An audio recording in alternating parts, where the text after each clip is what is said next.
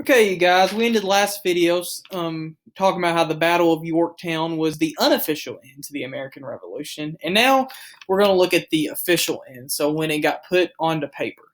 And so, obviously, the most notable effect of the American Revolution was that the colonists, who have become Americans, achieved their independence. And you had this battle or siege of Yorktown in 1781, but 1783 was when it was officially recognized with the Treaty of Paris. And the main article in this is Article 1 between the United States and Britain. It says that the United States is recognized as a free, sovereign, and independent state.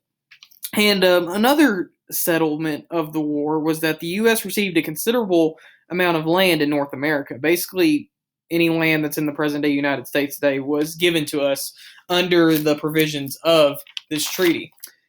And I've told you guys this multiple times in the first NTI, and I've told you guys this a few times in class as well, because it's so true. The American Revolution was the clinical trial of Enlightenment ideas. And so, we have all these clinical trials going on right now for the COVID vaccine, to see if they work and that kind of thing. And that's what the American Revolution was, because there's a big difference between having ideas and putting ideas into practice. And the colonists took these Enlightenment ideas and put them into practice, citing these ideas for breaking away from England. And it was that fuel for the war. It was, these ideas that got the colonists and the colonial armies fighting every single day. They were fighting for freedom. They were fighting for liberty and that kind of thing. And this revolution was a success. And so, as a result, it inspired many other social revolutions around the globe, the primary being the French Revolution, which we'll talk about in the next video.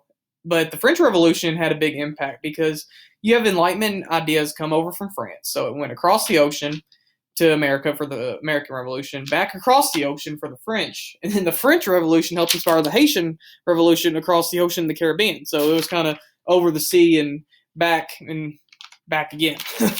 So it went back and forth across the Atlantic.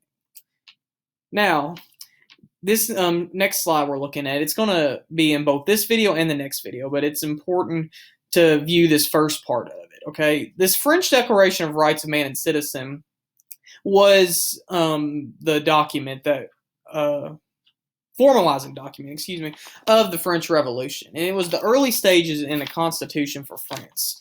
And you have Lafayette is one of the writers, and he has consultation from Thomas Jefferson. Now, if you remember anything from U.S. history, Lafayette was a Frenchman that came over during the American Revolution and, helped us out. And he was helping us before France was officially giving us aid, because he so strongly believed in the principles of equality and liberty and freedom that we were fighting for. And this is a big reason why 9 different translations of the American Declaration were printed in France. Now, this may not seem like a big deal, but it really is, because, like I said, the American Declaration was this culmination of all these Enlightenment ideas, putting them onto paper. And the fact that the American Revolution worked, that's why the American Declaration of Independence was so, so powerful. Because these ideas had gotten put onto paper, they had been applied to the entire revolution, and it worked. And so you have all these Frenchmen, all these French people that, were tired of being oppressed by the long-standing social regime. They were just tired of all this and the monarchy and the nobility and all this going on in their country, that they're looking at this American Declaration as a document of hope, of something that they can do for the future, for the betterment of their country. And that's why it was such an inspiration for the French.